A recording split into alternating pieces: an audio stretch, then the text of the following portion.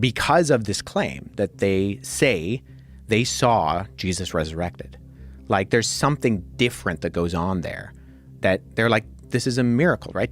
Dead people don't usually rise from the dead. Deep in the manuscript traditions preserved across Ethiopia's highland monasteries, where texts are still copied in Ge'ez under candlelight and guarded in stone churches older than most modern nations, a certain kind of claim keeps resurfacing in modern media.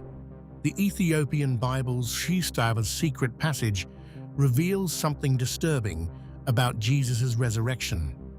But what exactly does the Ethiopian tradition say? And what other views are there on the resurrection of Jesus Christ? Today, we'll answer all of these questions. Ethiopia's canon and the resurrection narrative. In the highlands of Ethiopia, where cliffs cut into deep river valleys and monasteries sit like carved secrets in the rock, Christianity took root early, independently shaped, and unusually preserved. By the 4th century CE, under King Ezana of Aksum, Ethiopia had already become one of the first major kingdoms in the world to adopt Christianity as a state religion, roughly contemporaneous with Armenia and before much of Europe had fully consolidated its Christian identity. From that early pivot point, a distinct textual world began to form, one that would later be known for its unusually broad biblical canon and its intense preservation culture. Today, the Ethiopian Orthodox Tewahedo Church maintains a biblical canon traditionally counted at 81 books, compared with 66 in most Protestant traditions and 73 in the Roman Catholic canon. This includes not only the standard Old and New Testaments, but also writings such as 1st Enoch, Jubilees, and additional ecclesiastical texts preserved in Ge'ez. These manuscripts were transmitted through centuries of monastic copying in isolated highland communities such as Debre Damo and Lake Tana's island monasteries, where manuscripts were often chained to desks to prevent theft or loss during periods of conflict. Such was the conviction of the adherents of this tradition.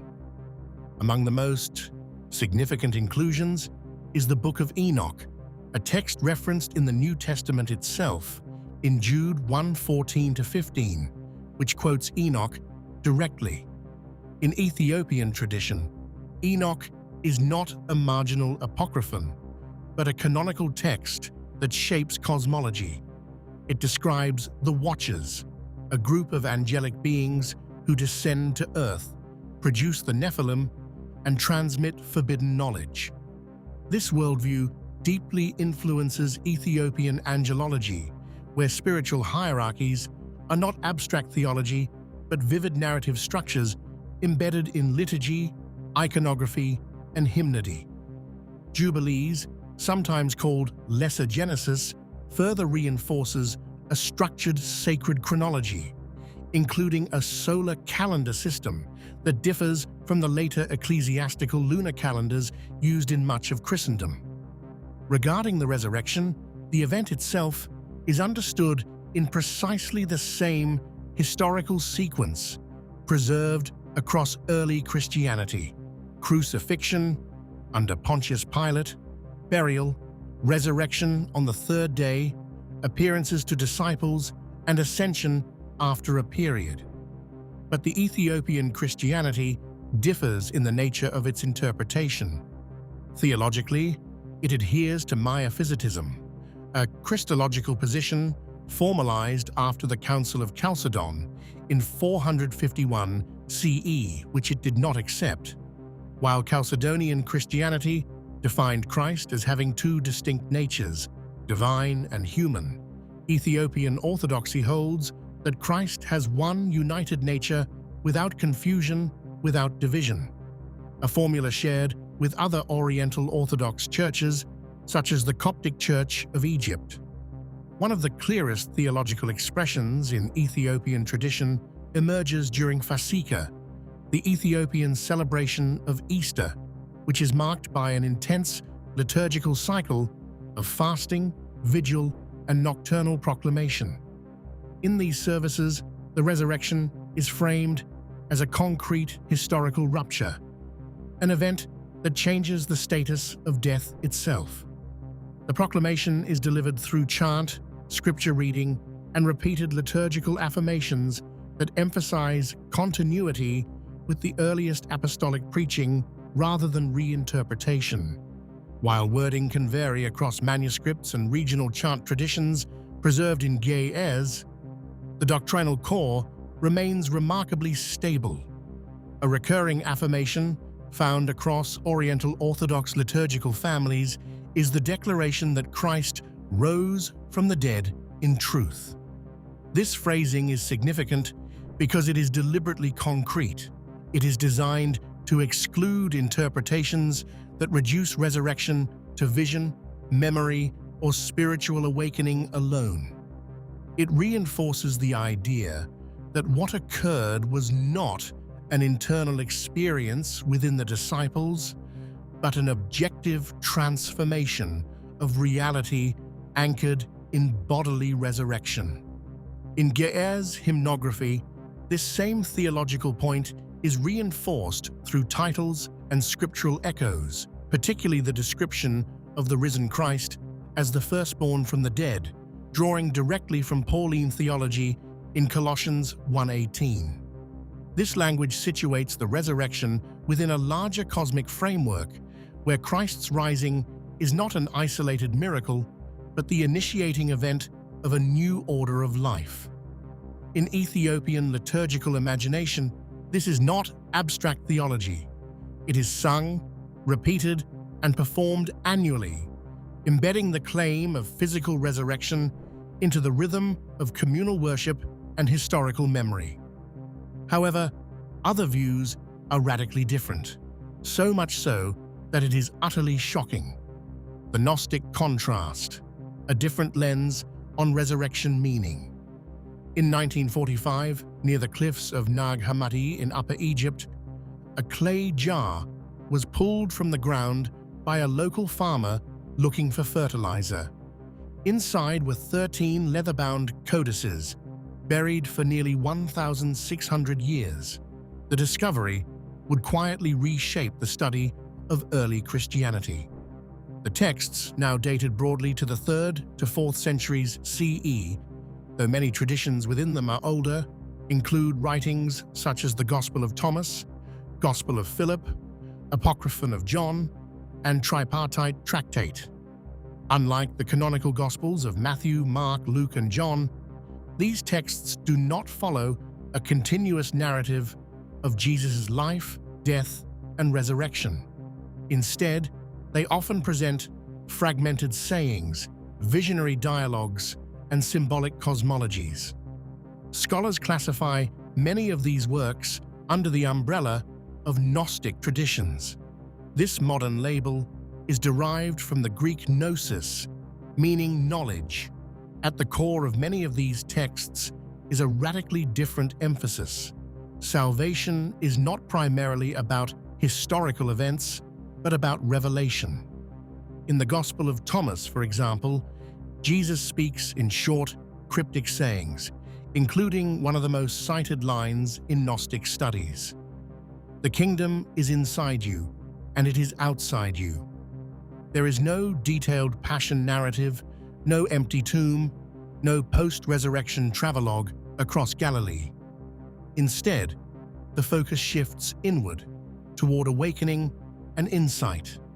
The resurrection, in this interpretive framework, becomes less a physical return from death and more a metaphor for spiritual recognition, an awakening from ignorance. In several Nag Hammadi texts, the risen Christ appears not as a body interacting with physical reality, but as a revelatory presence. In the Apocryphon of John, Christ appears to John after the crucifixion in a visionary form, delivering cosmic knowledge about the structure of the universe, the origin of evil, and the layers of divine reality. The emphasis is not on wounds touched or meals shared, but on encoded knowledge transmitted from a transcendent realm. In this worldview, material reality itself is often portrayed as secondary or even flawed, shaped by lower divine beings or cosmic intermediaries, sometimes called archons. This is where the Gnostic contrast becomes most pronounced. In many of these systems, the material world is not the ultimate creation of a singular benevolent God, but the product of a subordinate or ignorant creator figure. As a result, salvation is framed as liberation from material entrapment rather than redemption within a restored physical world. Resurrection, therefore, becomes symbolic shorthand for the soul's awakening from illusion. The physical body is not the center of theological gravity. Consciousness is. However, even within this diversity, it is important to be precise. Gnosticism was never a unified church or standardized doctrine. It was a spectrum of movements across Alexandria, Syria, and Asia Minor between roughly the 2nd and 4th centuries CE. Valentinian, Scythian, and Basilidian groups, named after teachers or schools rather than centralized institutions, often disagreed with each other on cosmology, scripture, and ritual. What connects them is not uniform belief, but shared tendencies, emphasis on hidden knowledge, layered cosmic hierarchies, and reinterpretations of salvation that diverge from emerging Orthodox Christianity. Where Gnostic texts often dissolve the boundary between metaphor and history, Ethiopian Christianity maintains a sharp insistence on embodied reality. The resurrection is not treated as an allegory of enlightenment, but as a historical rupture in death itself. The risen Christ is not primarily a hidden teacher revealing secret cosmological diagrams, but a living, tangible presence who interacts with his disciples in continuity with his earthly ministry. Yet the contrast is not simply theological. Gnostic texts survived in hidden caches, copied in small circles, often outside institutional channels. Ethiopian manuscripts, by contrast, were preserved through monastic institutions. So which version is closer to reality? Physical reality versus spiritual appearance. In the first centuries after Jesus' death, the question was not just whether he rose, but what kind of reality could possibly contain a risen body. That tension ran like a fault line across the Mediterranean world, from Antioch to Alexandria to Rome, shaping some of the most intense theological conflicts of early Christianity. By the mid-2nd century CE, these disputes were already producing competing Christianities, each claiming continuity with the apostles, each defending a different vision of what resurrection actually meant. One of the earliest pressure points emerged in what later scholars call Docetism, from the Greek dokon, or to seem. In Docetic interpretations, Jesus only appeared to have a physical body. His suffering, death, and even resurrection were understood as manifestations within a spiritual or heavenly realm, rather than events anchored in ordinary material biology. This idea appears in various early Christian writings and critiques, including those addressed by church fathers like Ignatius of Antioch, who around 110 CE wrote letters warning communities in Smyrna and Ephesus against those who say he only seemed to suffer. For Ignatius, the stakes were existential. If Christ's body was not real, then resurrection itself collapsed into illusion.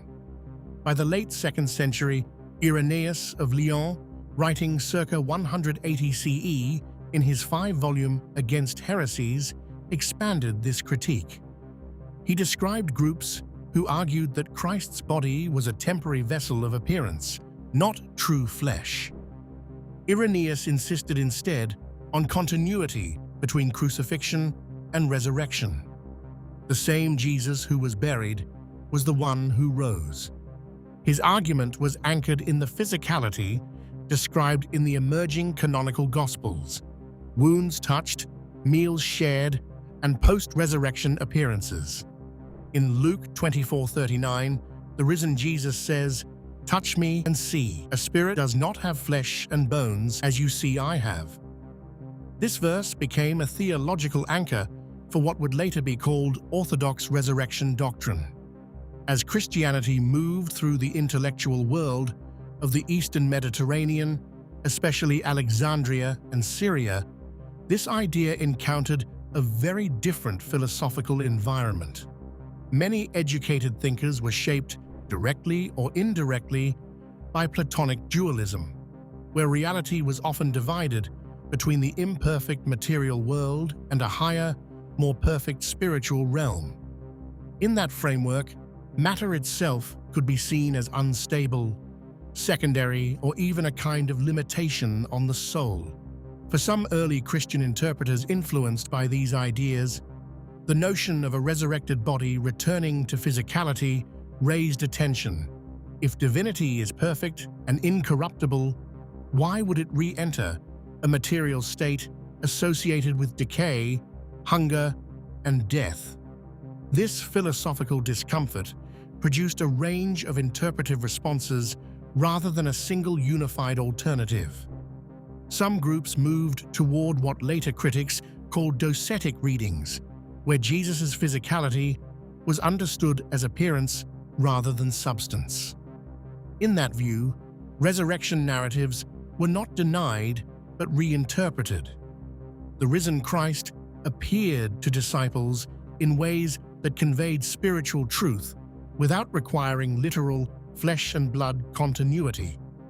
Other traditions, often associated with early Gnostic currents, reframed resurrection as an internal awakening.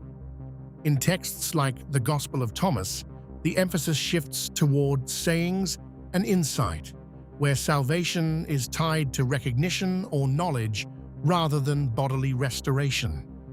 The logic here was not necessarily dismissal of resurrection, but a different definition of what life after death must mean in a cosmos where material existence was seen as provisional. Between these poles were intermediate positions that tried to preserve both spiritual exaltation and bodily continuity. Some early Christian thinkers described the resurrected body as transformed or glorified, still real, but no longer subject to ordinary physical constraints. This attempt to bridge categories is reflected in later canonical texts as well. In the Gospel of Luke and John, the risen Jesus eats food, invites touch, and appears in locked rooms, yet also appears and disappears in ways that seem to exceed normal physical limitations. For many early believers, this combination was not contradictory, but revelatory. It suggested that resurrection did not mean returning to ordinary life, but entering a new mode of embodied existence. And these differences made sense within their respective intellectual and spiritual worlds. For communities influenced by Greek philosophical traditions, a non-material or transformed resurrection preserved divine transcendence and avoided lowering the divine into corrupt matter. For communities emphasizing Jewish apocalyptic expectation, where bodily resurrection was associated with end-time renewal and divine justice, a physical resurrection affirmed continuity with creation and the hope that God's redemption would include the body, not escape it. The tension between these frameworks reflected competing intuitions about what reality itself was made of and what salvation was meant to restore. This brings us to a much bigger question: why Bibles diverged across regions? In the early centuries of Christianity, there was no single printed Bible, no universal reference edition, and no centralized authority distributing a fixed canon. Instead, there were cities like Alexandria, Antioch, Rome, Edessa, and Axum, each acting like a gravitational center for its own evolving collection of sacred texts. Between the 2nd and 5th centuries CE, Christianity expanded across linguistic and political frontiers faster than its doctrines could be standardized, and what emerged was a network of overlapping scriptural traditions. By the late 4th century, church leaders in different regions were already working with slightly different authoritative lists. The Council of Rome in 382 CE is often cited as one early moment where a Latin canon began to stabilize, later echoed by councils in Hippo in 393 CE and Carthage in 397 CE. Meanwhile, Greek-speaking Eastern Christianity relied heavily on Septuagint-based traditions, while Syriac churches in Mesopotamia preserved their own textual families, including versions like the Peshitta. None of these systems fully erased the others. They developed in parallel, sometimes exchanging texts, sometimes diverging quietly over generations. Into this mosaic enters the Ethiopian tradition, which developed along a distinct trajectory after Christianity took root in the Aksumite kingdom in the 4th century CE. Under King Ezana, Aksum became one of the earliest states to adopt Christianity as an official religion, placing Ethiopia within the Alexandrian theological orbit, but not fully inside Roman or Byzantine institutional structures. This positioning mattered.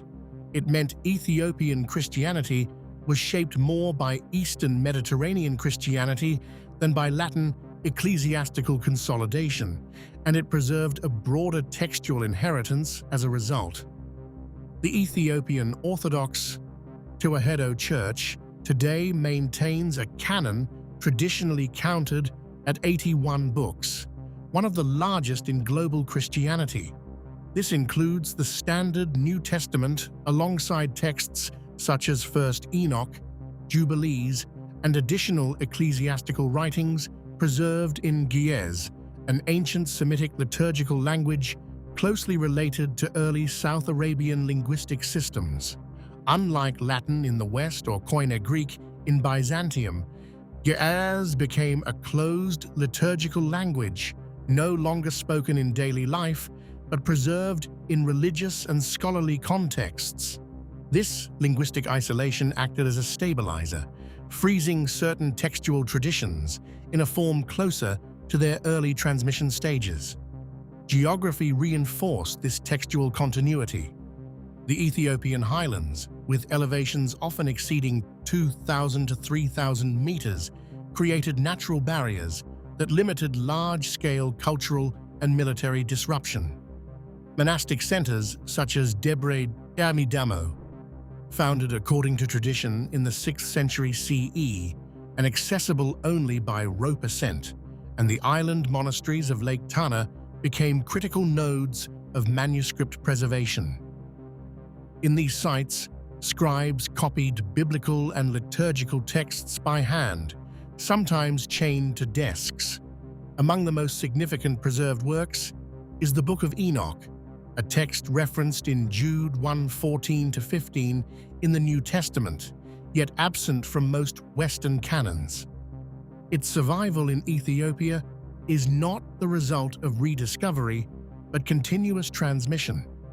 Similarly, Jubilees, sometimes called Lesser Genesis, survived in full primarily through Ethiopian manuscript tradition after disappearing from most other Christian textual streams.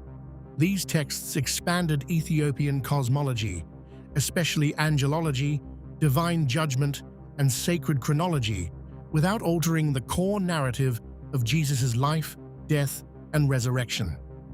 Canon divergence across regions was not the result of a single decision or suppression event, but of slow institutional sorting.